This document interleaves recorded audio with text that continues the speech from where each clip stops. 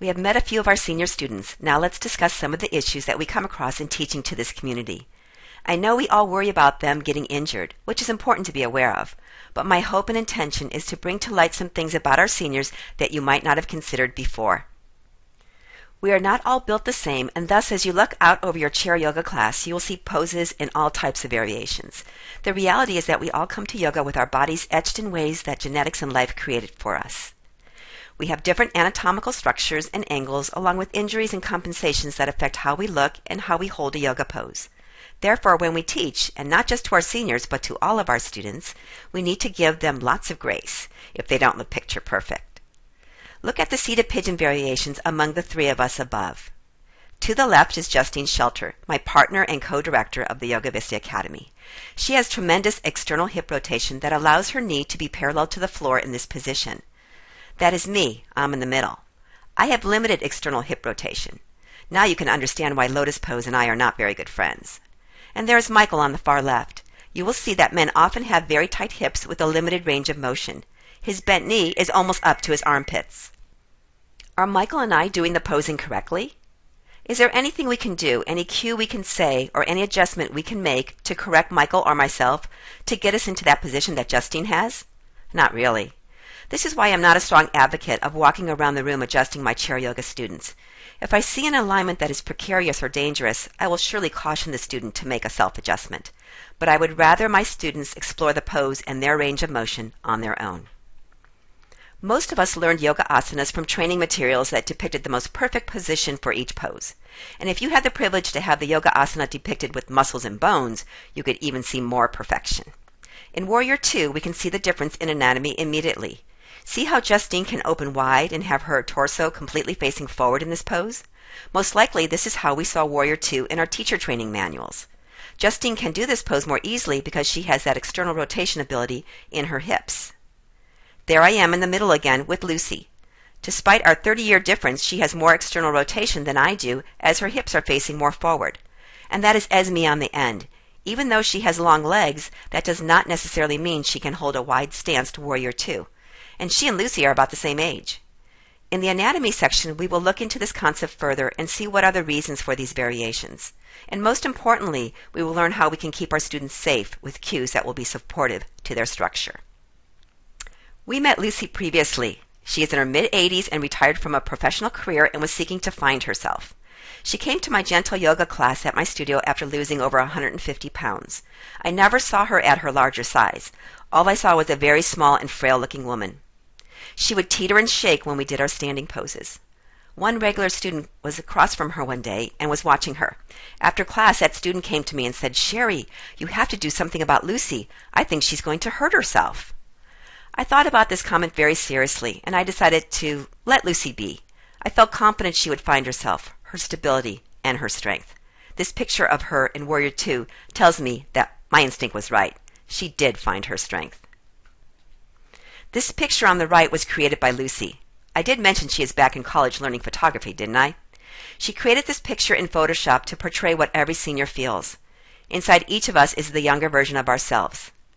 Let us help our seniors find that person and not fret so much at what we see on the outside. I teach a very diverse schedule of chair yoga classes throughout my week. Some are small and intimate with a handful of students, and some are quite large with over 40 students, and some in between averaging around 20. Each of these class dynamics are completely different from the other, and how I teach is therefore different. In the bigger classes, I am up on a stage and have to project loudly and become a bigger version of myself. I always say I use my calm cheerleader voice, which is needed in that setting. In both small and large classes, eye contact is important, so I always remember to look around the room and watch what my students are doing. In my small intimate settings, I can teach a little differently. I have more eye contact and mention people's names. I love to say, "Mary, that is so great. Jose, look at what you can do. Anita, you got it." If it is a small class, I try to mention everyone's name so that each person feels special.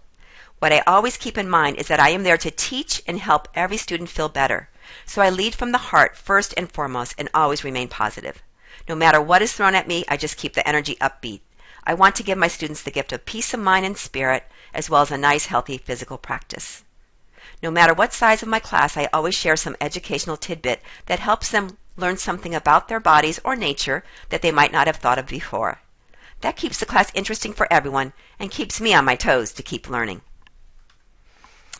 I had this impression that when you became a really good yoga teacher, that you would no longer do any of the yoga poses, but rather would walk around the room, watching every student diligently and correcting and adjusting them to bring them into perfect alignment. Throw away that concept when you are teaching a group chair yoga class, especially to seniors. Seniors need to see you do the movement, hear your instructions, while they decipher and act upon that audio-visual input into their minds and bodies. As we know, seniors can have some sensory challenges. Eyesight might be weaker, hearing may be less, and the mind-body connection rusty. Therefore, it is always good to do all the movements and be specific in your instructions, but not so granular that you bore them with details. I had students continually mention to me that one teacher gave so many cues that they forgot what they were supposed to do. Too much information overload is hard to process and act upon. It is better to repeat movements than to give lots of cues beforehand. Let them experience the movement in their bodies more so than in their minds. If you have not had the opportunity to study the doshas in Ayurveda, I highly recommend you spend some time understanding this very fundamental concept of our mind-body constitution. I'll go over this very briefly and simply reinforce that each of us have different personalities and learning styles, along with different physical attributes.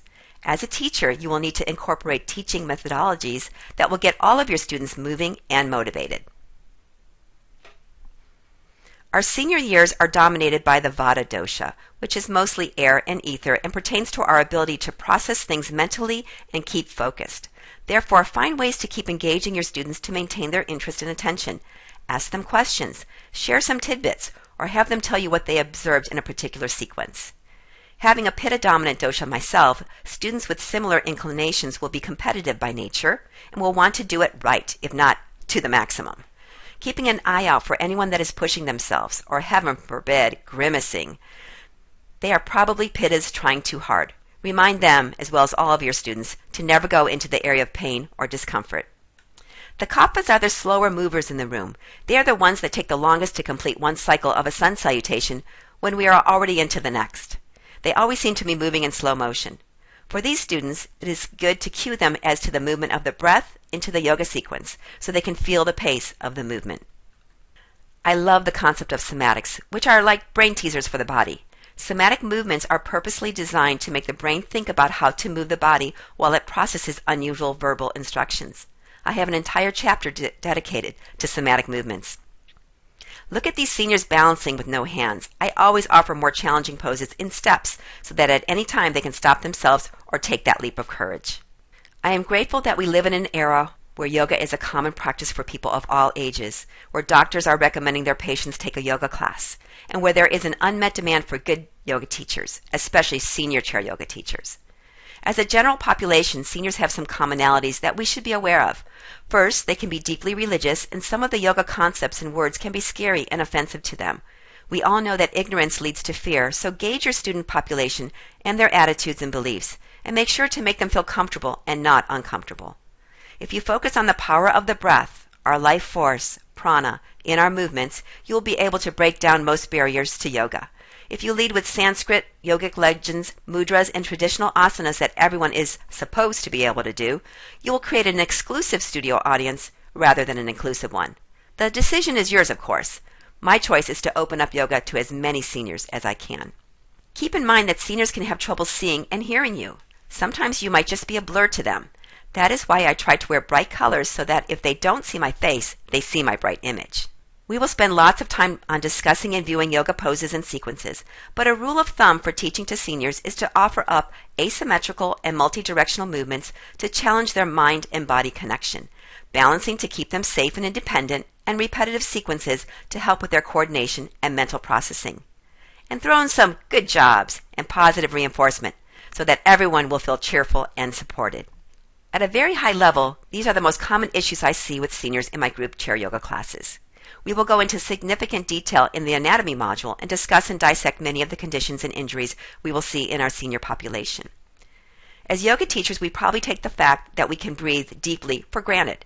It is part of every yoga tradition and no matter where we studied. But for seniors, they may be suffering from COPD, asthma, emphysema, and potentially other breathing disorders that don't allow them to take that long sip of life force. That is where we can help them visualize that process inside their body with chest openers and simple breathing practices. I recall one of my private chair yoga classes where my student was continually getting winded walking out to her garden and back. Her husband was so concerned, so he wanted me to spend some time with her. I am not a breathing specialist by any means, but what I had found and what this wonderful woman found is that after we did some gentle twisting movements, she said she could breathe so much better. Wow! As an aging baby boomer myself, the hardest part for me is losing the sharpness of my eyesight, so I can relate to this frustration and can only imagine when I start losing both sight and hearing. Thus, I try to incorporate some form of eye movement in every class, and I always speak loudly and turn my head so that my voice projects even more. And what senior cannot use a double dose of balance and good posture? Throughout this training, those are two main themes that you will see throughout, with lots of great ideas to keep your classes fresh and interesting. Work our joints. Need I say more? I would venture to guess 90% of your students will have some joint issues, with osteoarthritis being the root of most of their pain, poor posture, and medication needs. That is why I promise to work every joint in their body to keep them healthy and lubricated. And lastly, my students came up with this phrase, energizing, and I have used it to describe the type of yoga I teach. After class, I always think they are going to go and take a nap, but they tell me that they are energized for the rest of the day to do their errands and chores. Thus, I try to incorporate small and big movements to get their hearts pumping and their lungs working so that they can have more energy and do the things they want to get done. I teach at several assisted living centers where it can be a revolving door of infirm students. Some may live there permanently, and some may be there for rehabilitation after a surgery. Many of them have had strokes, and many have some sort of partial paralysis and some diminished mental capacities. I have seen students come and go, and sometimes you wonder what happened to them. There are strict privacy laws in these facilities, so oftentimes you don't know much about students at all. I will share two stories that I think summarizes what teaching in assisted living centers can be like. I asked one of my chair yoga teachers to substitute my assisted living class when I was out of town. When I came back, she told me that she did not think she could teach to that population because she felt like she was crying the whole time. She had so much compassion that her emotions got the best of her. But I'm glad to report that she is now one of the best senior yoga teachers on my staff, and she subs my assisted living classes with pleasure. She said she is able to love them without feeling sad for them. That is exactly where we want to teach, from the heart. I had another teacher come observe my class while she was in teacher training. She was a medical professional, and the entire time she told me she was diagnosing what she thought might be wrong with each person in the room. We regrouped after class, and she started telling me about their possible medical issues. I am not sure if she was right or not, but I do know that most of the time we don't know and we won't know what their issues are. These classes may be more challenging than any other yoga classes you have taught, but I have found it is much more about you, your love, and your giving nature than it is about any specific movements you do. Therefore, connect to your students. Know and remember their names the next time you see them. Greet them and shake their hands if you can. Be upbeat and positive. Keep your movements simple and repeat them often. The best class we can offer to them is a yoga practice full of joy, love, movement, and breath. There is no class script for that. Similar to our approach to teaching to seniors, we need to encourage deeper breathing and more movement for people in wheelchairs. Many people in wheelchairs are stuck in the same position most of their waking hours. That means we need to encourage them to move in ways that they are not used to moving. This can be fun and frustrating for them at the same time, so try to make it fun while you challenge them. I offer two sequences that I do often at my assisted living classes. They are called Picking Fruit, which is me doing that on the right-hand side, and How Much Money, Honey? You will see these later on in the training program. I know that by the end of this training, you will have created so many original sequences yourself, and I can't wait to see them and share them with my students. Remember to work into their joints and encourage range of movement wherever you can. If someone is paralyzed and does not have the use of a limb, then you can have them repeat the movement to the same side, or suggest they try to assist their immobile limb the best way they can, or of course, always take a break. We are not physical therapists or doctors, so be creative and do not force any movement on anyone. A final thing to note when working at assisted living centers. Often your class is offered by the activities director, and you are paid under a category called entertainment. So there you have it. The purpose of this section is to help you see beyond the sea of faces in front of you and individualize the students that come to your class. There is no such thing as a cookie-cutter chair yoga class that can be scripted to meet the needs of every student in your class. As a chair yoga teacher, you will need to balance on the tightrope of caution and encouragement. I know you can do it.